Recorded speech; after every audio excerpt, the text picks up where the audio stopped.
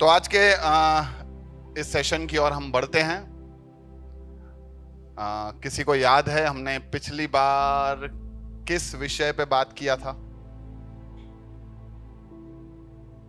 किस विषय पे? हाँ, हमने पिछली बार इस बात पे चर्चा किया था कि क्या मृत्यु के बाद जीवन है क्या? बहुत सारे लोग मानते हैं यहां तो है यहां तो नहीं है। तो हमने ये देखा था कि अगर मृत्यु के बाद जीवन नहीं है, अगर मृत्यु के बाद कोई लाइफ है ही नहीं, यही हमारा मृत्यु, यही आखिरी जिंदगी है और इसके बाद हम खत्म हो जाएंगे, तो फिर उसकी वजह से हमारी सारी नैतिकता खत्म हो जाएगी, हम इमोरल हो जाएंगे, कोई पड़ी नहीं होगी हमारी, हम कैसा भी व्यवहार करेंगे दुनिया के साथ। माइट इज राइट, जिसकी लाठी उसका भैंस, सब अपनी ताकत दिखाएंगे, जिसमें ज्यादा ताकत है वो आगे ज्यादा जिएगा। कोई न्याय, कोई कानून, कोई व्यवस्था जैसा कुछ होगा नहीं, सब अपनी मनमर्जी से काम करेंगे। यहां मैं आया हूं और मैं जी रहा हूं, तो उस जीवन का एक मकसद है। लेकिन अगर जीवन ही खत्म होने वाला हो तो हमारे जीवन का मकसद ही चला जाता है। इसलिए मैंने बोला कि बहुत सारे लोगों को सुसाइड करना होता है। वो सोचते हैं कि सुसाइड करके जिंदगी का खात्मा करो ना। हाँ, वो तो सोच सकते हैं क्योंकि उनके पास जिंदगी का कोई मकसद नहीं है। हमारे पास जिंदगी का मकसद है। इसीलिए मैं बोलता हूं प्रभु को, प्रभु थोड़ा और जीने देना। हाँ, मेरे को बहुत बड़ा मकसद है, मेरे को और थोड़ा काम करने का है। लेकिन कोई बेहतर आ गया तो आपकी मर्जी। इसीलिए हमारे जीवन का मकसद नहीं रहेगा अगर इस जिंदगी के बाद कोई दूसरा जीवन नहीं है तो, और फिर कोई उम्मीद भी नहीं रहेगी। तो हमने देखा था कि मृत्यु के बाद, क्योंकि इतनी सारी प्रॉब्लम्स हैं अगर ये जीवन ना हो तो, इसलिए हमने देखा था कि मृत्यु के बाद जीवन है। और हमने देखा था कि बहुत सारे लोग इसी बात को मानते हैं कि हां, मृत्यु के बाद जीवन है। लेकिन फिर हमने देखा था कि मैं भरोसा किस पे करूं, किस व्यक्ति के ऊपर मैं भरोसा करूं कि इस मृत्यु के बाद जो जीवन है वो कैसा जीवन है। क्योंकि कुछ लोग बोलते हैं कि बार बार जीवन है, बार बार मिलेगा जन्म किसी का भी। कोई बोलते हैं कि बार बार मिलेगा जन्म इंसान का, और कोई कहता है कि एक ही बार जन्म, फिर मृत्यु एंड फिर न्याय। मैं किस पे भरोसा करूं, किस पे भरोसा करूं? याद है आपको किस पे भरोसा करूं? क्या कहा था हमने, क्या सोचा था हमने, किस बात पे चर्चा किया था? बहनों में से कोई किस पे भरोसा करूं? भैया वो याद थोड़ी है यार।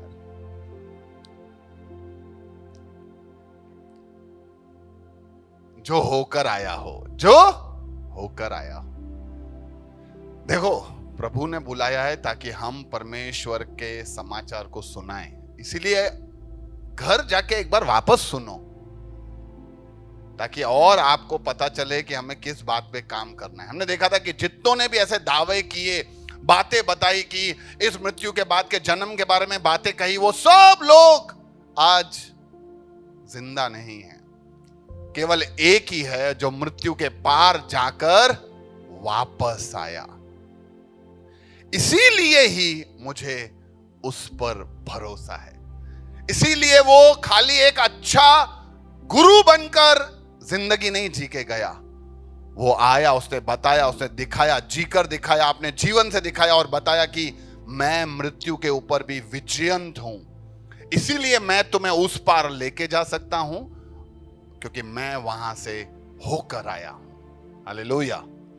इसीलिए मैंने कहा था कि मुझे सिर्फ यीशु पे भरोसा है, क्योंकि जहां पे आज सब लोग की बरसियां मनाई जाती है,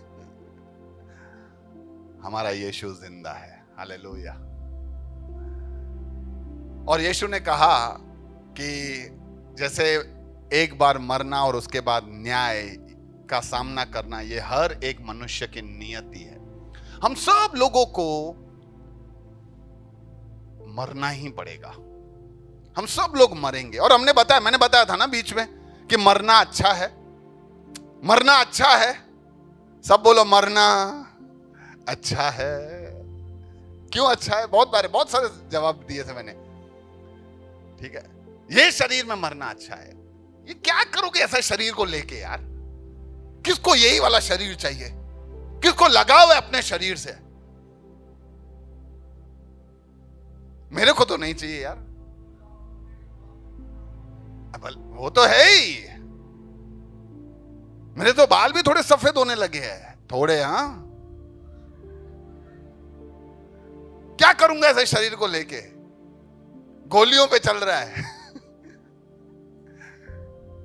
आने वाले दिनों में और झुर्रियां पड़ने वाली है। प्रभु ऐसा शरीर देगा जिसका जो अद्भुत होगा। ये रोगी शरीर को लेके मेरे को क्या ऊपर जाके करने का? प्रभु हमें महिमा में शरीर देने वाला है। इसीलिए जरूरी है कि हर एक मनुष्य के लिए जो आया है वो मरे, और ताकि उसके बाद न्याय हो। और प्रभु ने कहा कि न्याय के बारे में यीशु ने बहुत सारी बातें बताई, और न्याय के बारे में उसने बताया कि या तो वो हमेशा परमेश्वर के संग रहेगा न्याय के बाद, या तो वो हमेशा परमेश्वर से अलग हो जाएगा, जिसको हम कहते हैं स्वर्ग और नरक। ये हमने सब कुछ पिछली बार सीखा था। तो आज मैंने कहा था कि आज मैं स्वर्ग और नरक के बारे में थोड़ा और समझाऊंगा और बताऊंगा। पड़ोसी को देखो, पूछो तैयार हो? ये भी पूछ लो कहां जाने के लिए। सब देखो, सबको किधर जाने का है? हाँ, सबको स्वर्ग जाने का। सबको। कोई है क्या जिसको नरक जाना है? नहीं, किसी को नहीं जाना है, सबको स्वर्ग जाना है। और अगर कोई नहीं जाना चाहता है तो हम उसको मरने के बाद पहुंचा देते हैं। कैसे? नीचे लिख देते हैं ना, स्वर्गीय फलाना। कैसे पता चला तुम्हें स्वर्ग में गया? और कहां जाएगा? अरे और कहां जाएगा क्या? आज मैं वास्तविकता बताने वाला हूं कि कौन कहां जाएगा, और स्वर्ग क्या है, नरक क्या है। हमने क्या सब चीजों को मजाक बना के रखा। नरक के लिए तो हम मजाक, हम लोग भाड़ में जाए। भाड़ एटले नरक। ओके, तो अगली बार किसी को बोलो भाड़ में जा, तो जरा सोच लेना आप क्या बोल रहे हो। नरक में भेजने का बात कर रहे हो। बहुत बार ऐसे दोस्ती के ऊपर बातें चलती है ना, वो बोलते हैं यार मेरे दोस्त तो मेरे को नरक में भी मिल जाए, हम वहां पे भी मजा करेंगे, वहां पे भी हम कैरम खेलेंगे, जूस पिएंगे और मजानी लाइफ। ठीक है, सही बात है, कर सकते हो मजा। देख तो लो पहले नरक में है क्या, फिर आप तय करना कि आपको किधर जाने का है। तो सबसे पहला बात कि नरक और स्वर्ग, ये जो स्वर्ग और नरक कब बनाया गया? तो बाइबल जैसे सिखाते हैं कि शुरुआत में परमेश्वर ने आकाश और पृथ्वी की रचना की। आकाश का मतलब स्वर्ग होता है। ये जो ऊपर आकाश दिख रहा है ये भी एक प्रकार का हेवन है, लेकिन परमेश्वर और ऊपर है। ठीक है, तीसरे स्वर्ग में है। बाइबल 3 स्वर्ग के बारे में बताता है। तो क्योंकि स्टार्ट इंग्लिश में पढ़ो तो वहां लिखा है कि in the beginning God created heavens, यानी बहुवचन है, यानी ये खाली आकाश नहीं बनाया है, इस आकाश के ऊपर भी एक और है, उसके भी ऊपर एक और है। तो परमेश्वर ने वो स्वर्ग बनाया है जहां पे वो विराजमान है। स्वर्ग में परमेश्वर विराजमान है। लेकिन नरक कब बनाया? क्या लगता है नरक कब बनाया? नरक मेरे को लगता है स्टार्टिंग में नहीं बनाया होगा, लिखा नहीं है कब बनाया, लेकिन मेरे को लगता है शुरू में तो नहीं बनाया होगा। क्योंकि परमेश्वर, देखो कोई व्यक्ति के बारे में अगर मुझे आके कोई कह दे तो हम उस व्यक्ति के गुणों से तो पता कर सकते कि नहीं, इसका चरित्र ऐसा नहीं है कि वो ऐसा करेगा। तो स्टार्टिंग में तो परमेश्वर ने नरक नहीं बनाया होगा, क्योंकि परमेश्वर भला खुदा है। परमेश्वर जो कुछ भी बनाता है कहता है यार अच्छा है, मस्त है, मस्त है, मस्त है। वो हमेशा अच्छा ही बनाता है, वो कभी भी बुरा न चाहता है न बुरा बनाता है। लेकिन कुछ समय के बाद, क्योंकि वो प्रेम करता है हमसे और हमने उसको कहा कि नहीं हमें नरक चाहिए, तो उसने बोला ठीक है नरक बनाता हूं। कब बनाएगा वो नहीं पता, लेकिन शुरू में नहीं, कुछ समय के बाद बनाया गया। क्या है स्वर्ग और नरक? हम किसको बोलते हैं? कुछ लोगों के अलग अलग लोगों के अलग अलग अभिप्राय हैं। कुछ लोग बोलते हैं स्वर्ग यानी वहां जाके मूवीज, मस्ती, मैजिक, वहां जाकर मैं ऐश और आराम करूंगा, वहां जाकर मज्जा ही मज्जानी लाइफ। पता नहीं आप जिंदगी को, मजे वाली जिंदगी को कैसे लेते हो। मतलब कुछ काम धंधा ना हो, खाली कमाना ही कमाना, बहुत सारा पैसा पड़ा हो, रोज खाली लुटा ना हो, ये जिंदगी है? अय्याशी भरा जिंदगी तुम जीते हो, ये जिंदगी है? देखो, परमेश्वर जो चीज यहां ही नहीं अप्रूव करता वो ऊपर कैसे मानेगा। और परमेश्वर जो यहां में बोलने को बोलता है, करने को बोलता है, वो वहां पे भी बोलेगा। यहां बोलता है ना प्रभु हमें काम करना चाहिए, काम, ऊपर भी प्रभु ने कुछ ना कुछ तो सोच के रखा होगा। ऐसा थोड़ी बड़ा टीवी लगा के देगा कि बोलोगा नेटफ्लिक्स पे देखते रहो। परमेश्वर यदि हमें यहां पे चुन के बुलाता है तो उसके पास मकसद है मेरे जीवन के लिए, तो वहां पे रखेगा तो ऐसे ही जाओ घूमो फिरो जाके नहीं, उसके पास योजना है। तो स्वर्ग परमेश्वर का निवास स्थान है, वहां प्रभु रहता है। तो यार भैया, प्रभु तो सर्वव्यापी नहीं, सब जगह नहीं रहता। हां, परमेश्वर सब जगह है, लेकिन स्वर्ग उसका निवास स्थान है। जैसे भारत सरकार भारत में कहां पे है? वैसे तो पूरे भारत में है, लेकिन वो लोकेशन कहां है, निवास स्थान कहां है, कहां पे है? हाँ, दिल्ली में है। वैसे तो सरकार सब जगह है ना, यहां पे किसका हुक्म है? भारत सरकार का। भारत सरकार का, जहां जाओ। उसी तरह से भारत सरकार सारे भारत में है, वैसे ही परमेश्वर सब जगह पे है। ऐसा नहीं प्रभु यहां नहीं रहता, प्रभु यहां रहता है, प्रभु हम लोगों के अंदर रहता है, लेकिन परमेश्वर का निवास स्थान स्वर्ग में है। नरक क्या है?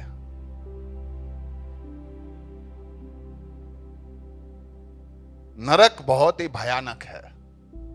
नरक वो नहीं है जहां पे हम मजा कर सकते हैं। नरक असहनीय है, नरक दर्द है, नरक पीड़ा है। नरक का साधारण अगर समझ रखना है, सिंपल, तो परमेश्वर से अलग हो जाना वो नरक है। तो क्या फर्क पड़ता है, क्या पढ़िए यार, वैसे ही प्रभु कौन सा मेरे संग है। अरे भाई, तुम्हें ऐसा लगता है कि ईश्वर तुम्हारे साथ नहीं है, लेकिन ईश्वर ने तुम्हारे ऊपर इतना दया करके रखा है, वो हटा देवे तो तुम सोचो नरक हो जाएगा। क्या क्या आपको क्या लगता है, ईश्वर ने कौन सी दया हमारे ऊपर रखी है? बोलो ना, कुछ तो बोलो। क्या आपको क्या लगता है, ईश्वर ने कौन सा दया आपके ऊपर बना के रखा है? आपके ऊपर नहीं, सबके ऊपर। जो उसको जानते हो, नहीं जानते हो, मानते हो, नहीं मानते हो, नास्तिक हो, सबके ऊपर ईश्वर ने कुछ ना कुछ दया बना के रखा है। कौन सी? हम जी रहे हैं, सबकी सांसें देके रखी है ना, और जीवन देके रखा है। नहीं तो अभी का अभी खत्म ना कर दे। मौके पे मौका दे रहा है कि जी लो यार, जी लो, और समय है, और थोड़ा समय, और थोड़ा समय। हवा पानी सब देके रखा है यार। यूं चुटकी बजाएगा ना तो सब हवा बंद, सब नीचे, ऑक्सीजन जीरो, सबको देके रखा है। खाना सबके यहां पे उपलब्ध करवाता है ईश्वर। तो जमीन में से खाना क्या, को साइंस के हिसाब से थोड़ी निकलता है, परमेश्वर का बनाया हुआ है सब, जो अपने आप जमीन, सब महंगा चीज मफत में देता है। तो अभी स्वर्ग और नरक के बारे में हमने सिर्फ थोड़ा सा व्याख्या देखा है। हम आगे देख रहे हैं हम कि स्वर्ग में जाऊंगा तो मुझे क्या मिलेगा, और नरक में मैं जाऊंगा तो मुझे क्या मिलेगा। अरे किधर जाने का, किधर है? भैया कहीं भी भेजो यार, जहां मजा हो वहां भेजो। देखो, नरक में हमेशा ऐसा सिखाता हूं, पहले भी बता चुका हूं कि एक आदमी ऊपर पहुंचा तो वहां पे स्वर्गदूत मिलता है, उधर किधर जाने का है? स्वर्ग के नरक। तो यहां से आदमी थोड़ा होशियार था, बोला ऐसा करो, मेरे को दोनों की सैर कराओ, फिर मैं नक्की करता हूं किधर जाने का है। तो बोला चलो। तो स्वर्ग का सैर कराता है। वहां सब लोग एकदम चमकीले वस्त्र और आराधना कर रहे हैं।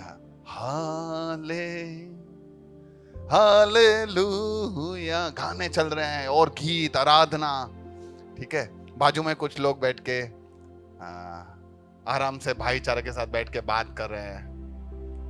तो बोला अच्छा, ये अच्छा है, मस्त है। बोला चल नरक का सैर कराओ।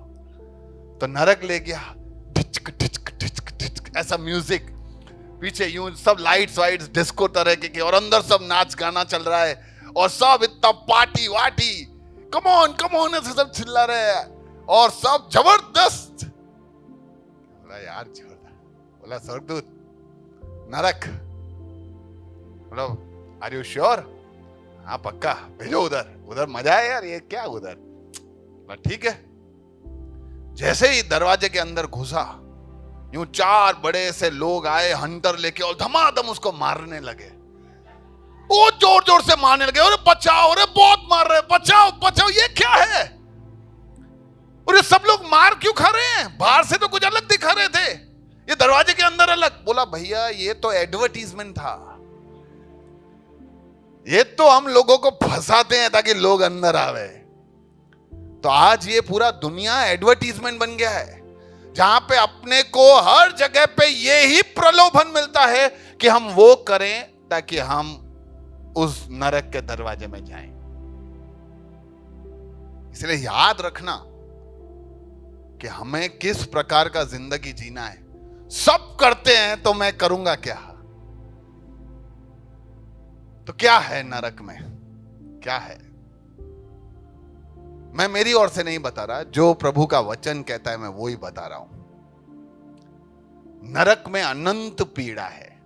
क्या है? कोई आप में से जो कभी पीड़ा से गुजरा हो? बहनों में तो जितने भी माताएं हैं जिनको बच्चे हैं वो एक पीड़ा से तो गुजरे ही हैं। एक ऐसी पीड़ा जहां पे वो सोचते कि यार पति की जिंदगी। भाइयों में तो कोई है आपको कभी कुछ ऐसा लगा हो?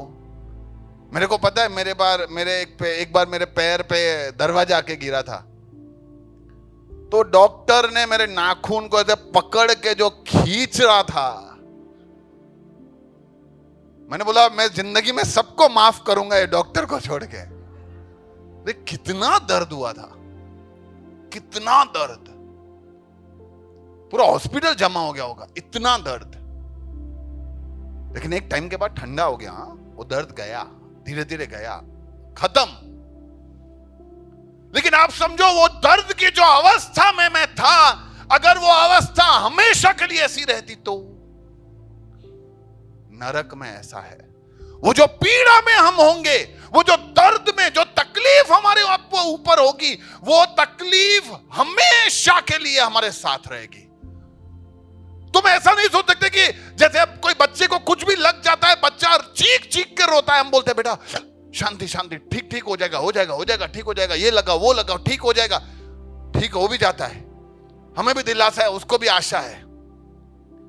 नरक में अनंत पीड़ा है, कभी ठीक नहीं होगा, कुछ भी कर लो ठीक नहीं होगा। अनंत रोना है, इतना रोएंगे हम, इतना रोएंगे, फूट फूट के रोएंगे, कोसेंगे अपने आप को। और फिर क्या? आदमी रोना आदमी कब बंद करता है? जब कोई दर्द होता है तो आदमी रोता है, रोने के बाद आदमी बंद कब करता है?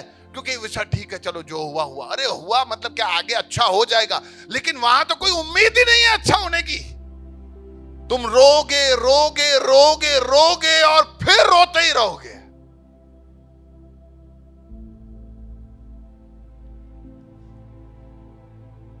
वहां पे दांत पीसना है। तुम गुस्सा करोगे, दांत पीसोगे, दर्द में करहाओगे, दर्द में चिल्लाओगे, खुद के ऊपर गुस्सा आएगा कि क्यों मैंने मेरे जिंदगी में ऐसे निर्णय लिए कि मुझे यहां आना पड़ा है। वहां अनंत आग है, आग। आज घर जाना, उदाहरण हो, जैसे इतना ज्यादा मत करना, थोड़ा समझा रहा हूं। एक गरम पतीला लेना, उसके ऊपर यूं उंगली रख के हटा देना और देखना कैसा लगा, मजा आया कि नहीं। खुद लोगों को पूछो, कभी कभी यूं गरम पतीले पे हाथ रख जाते हैं, इधर फुंसियां हो जाती है। अच्छा, वहां निरंतर हम आग में झुलसते रहेंगे, जलते रहेंगे। यह शरीर नहीं होगा। जो नरक में जाएंगे उनके पास भी एक शरीर होगा जो आग से जलेगा नहीं, आग से जलेगा नहीं, लेकिन आग से पीड़ा उसके अंदर बहुत होगी। अच्छा, एक और बात, ये जो सारी बातें हैं, पीड़ा, दांत पीसना, आग में जलन, अनंत रोना, ये एक एक करके नहीं होगा कि सुबह पहले 4 घंटे तुम रोगे, फिर 4 घंटे आग में झुलसोगे। सब कुछ एक साथ हो रहा है।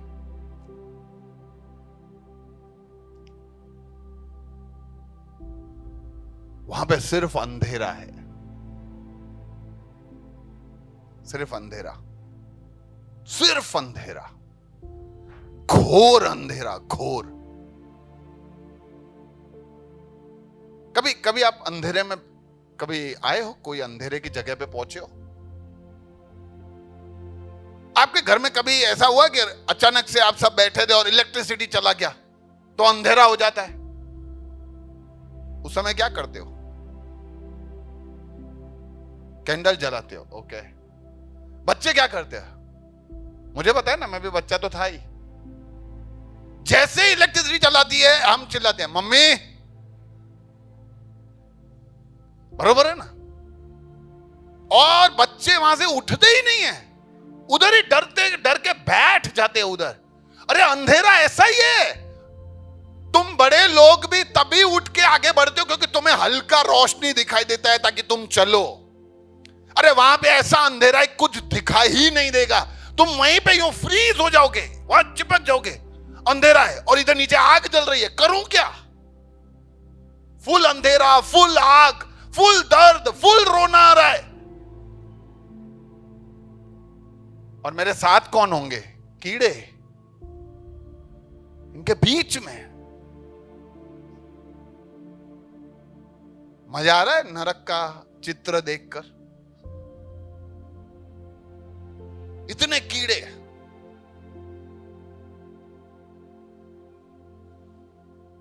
और सबसे जो खतरनाक है ना, कोई बोलना चाहेगा नरक में सबसे और इन सबसे भी खतरनाक क्या है? हाँ, वहां परमेश्वर नहीं होगा। वहां तुम्हारे और परमेश्वर के बीच में एक ऐसा फासला है जो कभी पूरा नहीं होगा। हम अनंत मृत्यु में जाएंगे। अरे आज हॉस्पिटल में जाओ, कितने लोग मर रहे हैं। अभी तो ऐसा नियम भी कहते हैं, पास हो गया कि कोई अनंत पीड़ा में है उसको इंजेक्शन देके मार डालो। ऐसे कितना उसको पीड़ा में जीने देंगे? अरे तुम मरना चाहोगे तो मर भी नहीं पाओगे, तुम अनंत मौत के अंदर हो। मार डालो चिल्लाओगे, नहीं मरोगे तुम। अच्छा, आजू बाजू में तुम्हारे सब लोग ऐसे ही होंगे, किसी को देख के तुम्हारे अंदर उम्मीद नहीं जागेगी, क्योंकि वहां परमेश्वर नहीं है, कोई दया नहीं है, कोई करुणा नहीं है। अनंत मौत, परमेश्वर से हमेशा के लिए तुम छूट जाओगे।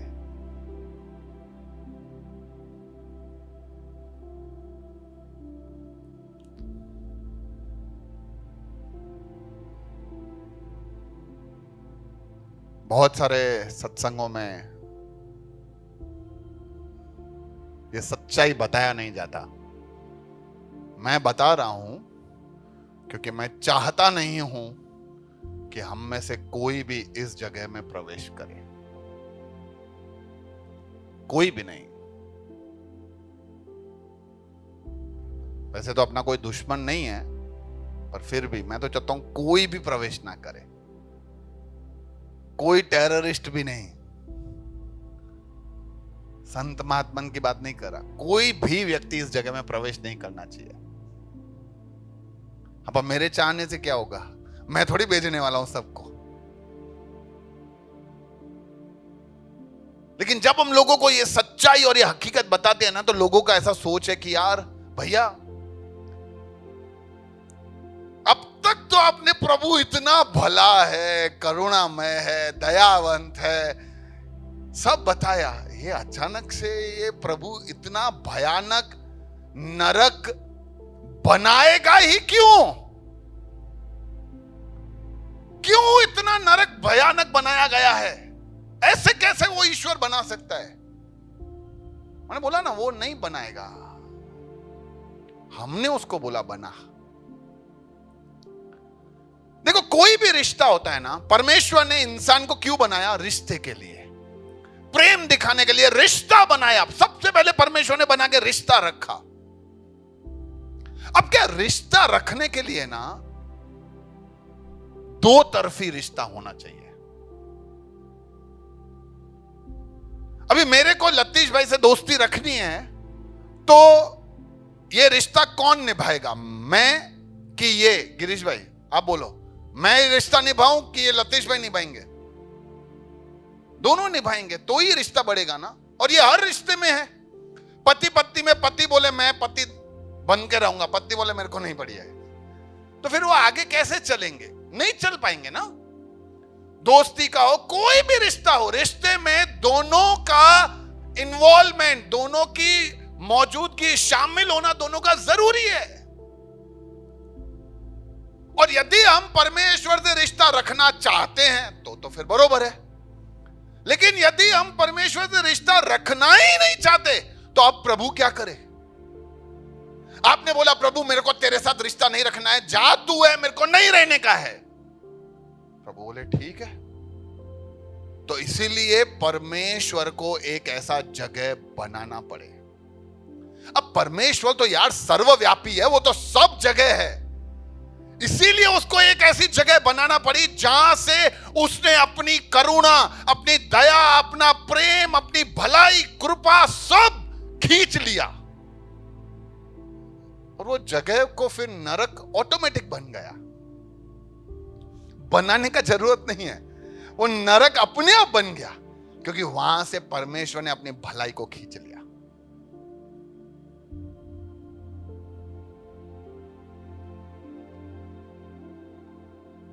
आप है ना, कोई भी रूम में अंधेरा करना चाहो तो क्या करो? रोशनी को खींच लो। जितना रोशनी को खींचते जाओगे उतना वहां पे क्या आ जाएगा? जितना प्रेम को खींचते जाओगे उतना क्या आएगा? कड़वाहट। जितना गर्मी को खींचते जाओगे उतना क्या आ जाएगा? ठंडक। उसी तरह नरक इसीलिए है, इतना भयानक इसीलिए है, क्योंकि परमेश्वर ने वहां से अपने आप को हटाया। और यदि कोई जगह से परमेश्वर अपने आप को हटा देता है तो वहां क्या रहेगा यार? निराशा, हताशा, दुख, दर्द, पीड़ा, अंधेरा, लोनलीनेस, अकेलापन और मृत्यु। क्योंकि वहां जीवन ही नहीं है, वहां से प्रभु ने अपने आप को हटा दिया है। नरक भयानक इसीलिए नहीं है क्योंकि हमारे पाप इतने बुरे हैं। नरक भयानक इसलिए कि परमेश्वर इतना बड़ा है और हमने उसके खिलाफ गलत कर दिया है और उसने अपने आप को हटा दिया। अरे वो अपने आप को इस जगह से, इस हॉल में से हटा देना तो ये नरक ही बन जाएगा। लेकिन हम सोचते हैं मेरे पे क्या एहसान किया है उसने।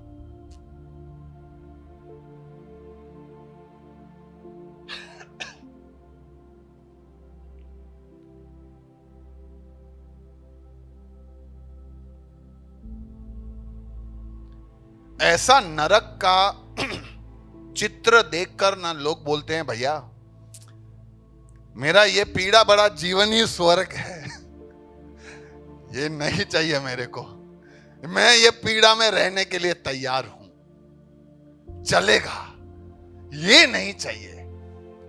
अरे ये नहीं चाहिए, खाली तुम स्वार्थी क्यों बनते हो? सोचो तुम आगे, तुम्हारा बच्चा नहीं पहुंचा, तुम आगे तुम्हारे मां बाप नहीं पहुंचे, तुम आगे तुम्हारा भाई बहन नहीं पहुंचा। किसका जिम्मेदारी है? किसका जिम्मेदारी है? हमारा। वो पड़ोसी के साथ जहां पे तुम उसके बैठ के गप्पे मारते थे, कभी घूमने जाते थे, आज तुम हो, वो पड़ोसी नहीं है, बाजू में है, क्या करोगे? इसलिए जरूरी है हमें इस बात का आभास होना कि हमें ये दुआ करनी है कि प्रभु इनको भी बचा लेना।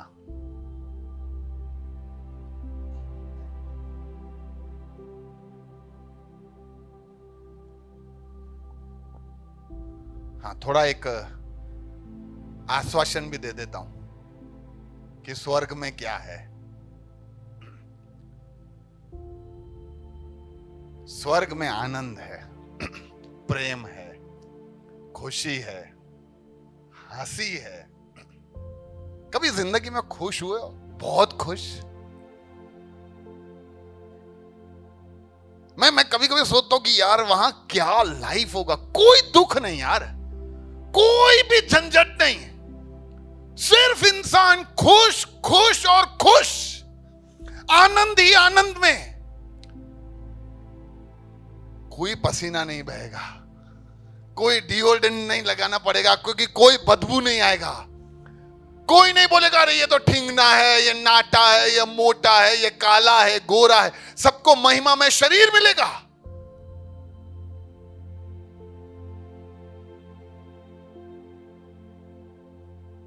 मैं कभी कभी बच्चों की खुशी को देखता हूं ना, मैं बोलता हूं प्रभु तेरे साथ आऊंगा ना, ऐसा ही खुश रहूंगा। ऐसा ही खुश भी हूं, लेकिन वो खुशी खत्म नहीं होगा। और आपको एक बात बताऊं मजेदार, स्वर्ग में आप अपना अस्तित्व नहीं खोएंगे। ऐसा नहीं मैं ऊपर मर के पहुंचा और प्रभु बोला हाँ गिरीश भाई तुम स्वर्ग। अच्छा मेरा नाम गिरीश भाई है? अरे नहीं, मुझे याद होगा, प्रभु मेरा अस्तित्व नहीं मिटाएगा। मुझे पता होगा कि ये सुमित है, ये लतेश है, धीरज है, कमलेश है, लीलाबेन है। मेरा अस्तित्व नहीं खोने वाला है। और यही नरक में भी होने वाला है। वहां पे भी तुम तुम्हारा अस्तित्व नहीं खोगे। तुम्हें पता होगा कि यार इसको तो सुना देता, कितना मौका मिला, इसको सुनाया नहीं, इसलिए आज ये भी मेरे साथ पड़ा है। इसको सुना देता, ये तो बच जाता। और वहां पे 10 लोग ऐसे भी होंगे जो वहां पे तुम्हें भी बोलेंगे अरे तेरे को पता था तो बताता तो सही, क्यों नहीं बताया? मुझे लगा यार तू मानेगा नहीं। अरे ऐसे कैसे तेरे को लग गया? तेरे लगने के कारण मेरा लग गया। अभी नरक पहुंच गया मैं।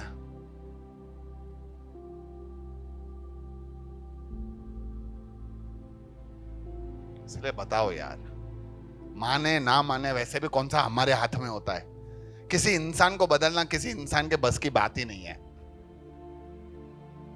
नहीं तो सारे दारू पीने वाले मर्दों को उनकी बीवियों ने बदल दिया होता, उनके माता पिता ने बदल दिया होता। बोल बोल के थक गए, कभी वो बदले? परमेश्वर ही सिर्फ बदल सकता है। आप बताओ, आप प्रार्थना करो, स्वर्ग में हमारा अस्तित्व नहीं खोया जाएगा। वहां मिलेंगे यार, अपने दोस्त लोग मिलेंगे, अपने रिश्तेदार मिलेंगे, अपने उनके साथ संग रहेंगे। स्वर्ग में कोई आंसू नहीं होंगे। वो बाइबल कहता है कि वो हमारे सारे आंसुओं को पोंछ देगा। फिर कभी भी न दुख होगा, न चिंता होगी, न आंसू होंगे, न दर्द होगा, क्योंकि सब चीज जो ये देने वाली थी वो सब चला गया है। सब गया यार, सब गया, कुछ नहीं होगा उधर। लेकिन एक और बात बताऊं, ये हंसी खुशी आनंद मजा, हमारा अस्तित्व, हमारे दुख दर्द पीड़ा वहां नहीं होंगे, वो तो है ही। लेकिन हमको वहां फर्क भी नहीं पड़ेगा इन सब का, क्योंकि हमारे लिए सबसे बड़ा चीज जो हमें वहां मिलेगा वो है कि हम परमेश्वर की उपस्थिति में हमेशा आराधना करते रहेंगे। वहां प्रभु होगा साक्षात, वहां हम उसके साथ आराधना करेंगे। यहां हल्का प्रभु का उपस्थिति आता है तो हम भर जाते हैं, वहां तो प्रभु ही होगा तो क्या क्या नहीं होगा।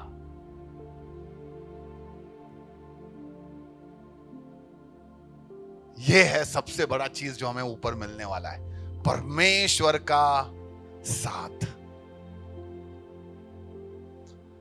तो यह था जो हमने सीखा कि नरक में क्या है और स्वर्ग में क्या है। नरक और स्वर्ग के बारे में जो भी हमने देखा उनमें एक शब्द दोनों में कॉमन था। कोई बता सकता है क्या? किसी ने ध्यान दिया? एक शब्द मैंने सब जगह पे लिखा था, हाँ, अनंत। हर दर्द हर पीड़ा वहां अनंत है, हर खुशी हर आनंद यहां अनंत है। न कभी खत्म होगा न कभी जाएगा।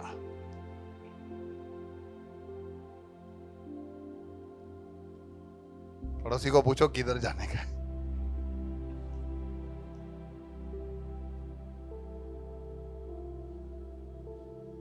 यह सवाल आना चाहिए, भैया स्वर्ग और नरक में जाएगा कौन? कौन जाएगा? जानने का है कौन जाएगा कि पता है कौन जाएगा? जानना है ना कौन जाएगा। जो अंगीकार करता है कि मैं पापी हूं, जो ये समझता है कि मेरे कामों के द्वारा, मेरे अच्छे कर्मों के द्वारा मैं ईश्वर से मिल नहीं सकता, जिसको ये एहसास है कि मुझे एक बचाने वाले की जरूरत है, जो ये विश्वास करता है, मानता है कि यीशु है जो मुझे बचाने के लिए आया, अपने जीवन को दिया और मेरे पापों का दाम चुकाया, और जो अब उसके सिखाए हुए सारी शिक्षाओं पर चलता है। ये हम सबके लिए है। वो लोग स्वर्ग में जाएंगे। जो लोग अपनी मनमर्जी करते हैं, जिनको परमेश्वर के मार्ग में नहीं चलना, जिसको ईश्वर से कोई लेना देना नहीं, भाई जवा दो ना यार। जो सच्चाई जानकर भी उस पर न चलता है न उसको मानता है। अरे हटा भाई, बहुत सुने ऐसे सत्संग तुम्हारे। सिंपल है, ज्यादा नहीं है। मैंने बहुत सारा ज्यादा डिमांड नहीं करा है प्रभु ने। बहुत नहीं बोला है कि तुम पहाड़ चढ़ो, नदियां में जाओ, दूर जाओ, 4000 किलोमीटर नंगे पांव वॉकिंग करो, एक टांग पे खड़े हो, 2 हाथों पे खड़े हो, पैसा दो, ये दो वो दो, कुछ भी नहीं। क्या महंगाई क्या है? मानो कि तुम्हें जरूरत है और जो बचा सकता है उसको अपनाओ, खत्म, बात खत्म।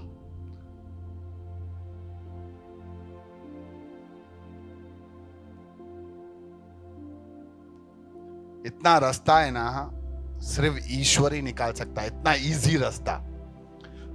पता है क्यों इतना सरल रास्ता ईश्वर ने निकाला है? क्योंकि वो चाहता है कि हम बच जावे।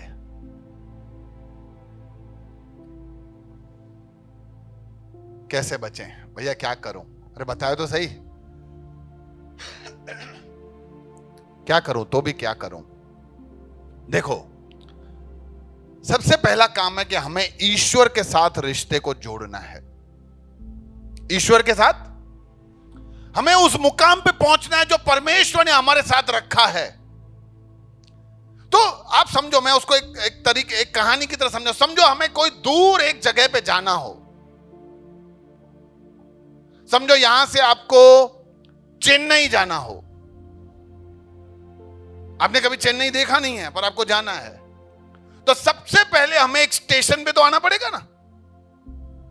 तो यानी सबसे पहले अगर हमें परमेश्वर के साथ जुड़ना है तो हमें एक ऐसी जगह पे आना है जहां परमेश्वर के बारे में बताया जाता है, जिसको हम कहते हैं सत्संग। और आप वहां आ गए। उसके बाद जरूरी है कि हम जो वहां तक गाड़ी जा रही है उसमें बैठे। आपने रास्ता नहीं देखा है, आपको पता नहीं है कि ये गाड़ी वहां जाएगी कि नहीं जाएगी, लेकिन आप ऐसे बहुत बार गए होगे ना कोई जगह पे, आपने कभी वहां गए नहीं हो लेकिन विश्वास के साथ गाड़ी में बैठ जाते हो ना, कि हर 5 मिनट में उठ के टीसी के पास जाते हो, भैया गाड़ी पहुंचा तो देगा ना, पहुंचा तो देगा ना। या फ्लाइट में जा रहे हो, कहीं जाना हो तो उठ के आगे, अरे पायलट भाई पहुंचा तो दोगे ना उसी जगह पे, रास्ता पता है, रास्ता मैप निकालू, गूगल मैप। नहीं, आप विश्वास के साथ जाते हो ना कि पहुंचा देगा। तो जब आप परमेश्वर की शिक्षाओं में मानकर उस पर सवार होते हो तो आप विश्वास करो कि प्रभु आपको उस जगह पे पहुंचाएगा जो उसने आपके लिए तैयार की है। लेकिन ट्रेन में ऐसे ही नहीं चढ़ सकते। ट्रेन में तो क्या चाहिए, ट्रेन में टिकट तो चाहिए ना यार, टिकट चाहिए। इसलिए परमेश्वर के पास जाना है तो स्टेशन पे आ गए, गाड़ी में बैठ गए, टिकट जरूरी है, क्योंकि वो टिकट चेक करेगा। टिकट है तुम्हारा मन फिराव, तुमने अपना जीवन को कैसे जिया है, तुम्हारा मन फिराव हुआ है कि नहीं, क्या तुमने परमेश्वर के मार्गों में चले हो या नहीं, क्या तुमने परमेश्वर के सिखाए हुए रास्तों को फॉलो किया है कि नहीं। वो है तुम्हारा टिकट जो लेके तुम उस सफर के उस वाहन में चढ़ते हो। और जब वहां पे ऊपर आओगे तो प्रभु आपको पूछे कि क्यों आने दूं, तो क्या बोलोगे। ऊपर प्रभु आपको बोले कि किधर जाने का है, आप बोलोगे प्रभु आपके साथ स्वर्ग में रहने का। तो वो बोले क्यों, तो क्या बोलोगे, क्या बोलोगे विकास भैया आपसे। ये जो नरक में वो भी अभी बोल रहे हैं प्रेम करता हूं।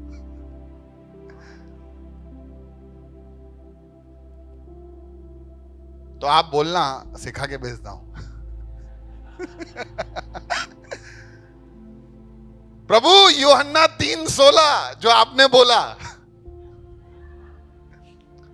ये डायलॉग का क्रेडिट पास्टर लतीश का है, याद है ना। प्रभु यूहन्ना 3:16 जो आपने बोला कि जो कोई मुझ पे विश्वास करेगा वो अनंत जीवन पाएगा। प्रभु मैंने आप पे ही सिर्फ विश्वास किया है। प्रभु बोलेगा आजा, तूने सही पकड़ा है। और फिर वो मंजिल आपकी होगी।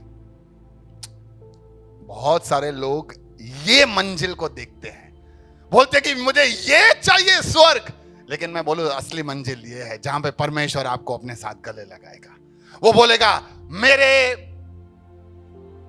और अच्छे दास आजा, my good and faithful servant आजा, जहां पे वो हमें गले लगाएगा और हमेशा अपने संग रखेगा। ये है उसका योजना। लेकिन प्रभु कहता है कि जो कोई विश्वास करेगा, करना है करो, नहीं करना है मत करो, मैं वो करूंगा जो तुम निर्णय लोगे। इस मृत्यु के बाद तुम्हें कहां जाना है, तुम ये मृत्यु के पहले के जीवन में नक्की कर लो। वहां मैं तुमसे इतना प्रेम करता हूं यार कि जहां तुम बोलोगे वहां भेज दूंगा। लेकिन फिर तुम देख लेना।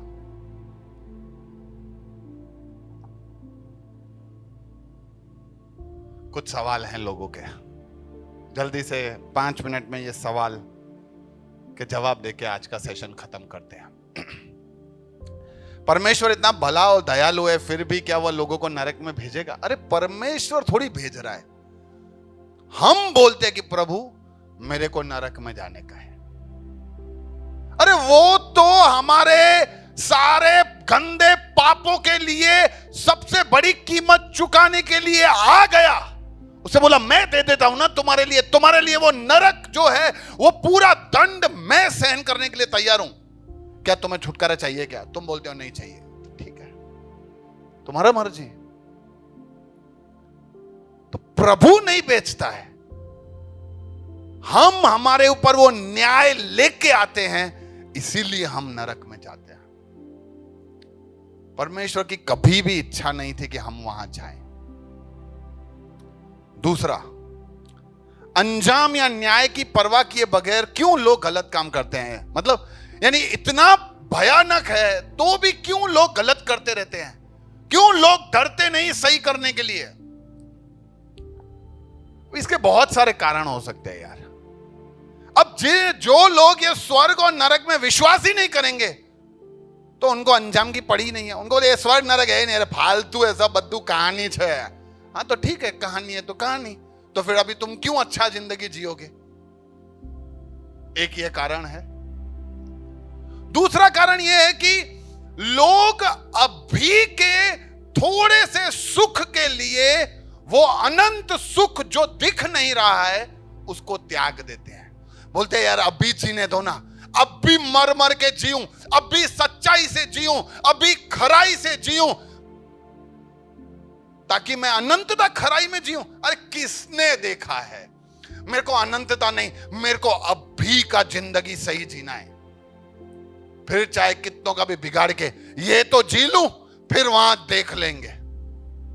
इसीलिए भी लोग सच्चाई और खराई के रास्ते पे नहीं चलते। तीसरा, ये सबके लिए, हम सबके लिए। ऐसा मत सोचना कि ये मेरे लिए नहीं है, हम सबके लिए, मेरे को भी।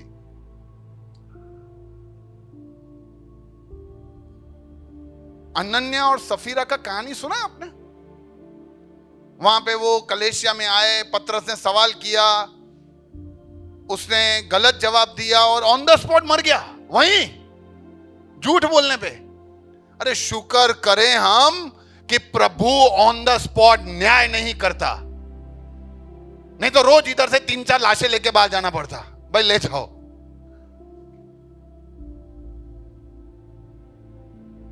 तो क्या है, हम उसके इस दया का नाजायज फायदा उठाते हैं कि चलो ना और देख लेते। वो न्याय नहीं कर रहा ना ऑन द स्पॉट, इसीलिए भी हम गलत काम करते हैं। न्याय का डर नहीं हमारे पास। चौथा, बहुत सारे लोग ऐसा सोचते हैं नहीं प्रभु भला प्रभु है, छोड़ ही देगा हमें एक ना एक दिन। ठीक है, ऐसा सोचो तुम, इसीलिए भी वो अभी गड़बड़ करते हैं। भला भला सोचते रहते हैं, न्याय है कभी नहीं सोचते। अरे वो न्याय है, न्याय करेगा एक दिन आके। कुछ लोग बोलते हैं देखो यार भैया सब नसीब है, जो लिखा होगा वही मिलेगा, हमारे कहने से करने से कुछ नहीं होता, सब जो नसीब में है वही मिलने वाला है। ऐसा भी नहीं है यार, तुम नक्की करो काय का नसीब है, नक्की करो आज क्या चाहिए तुम्हें।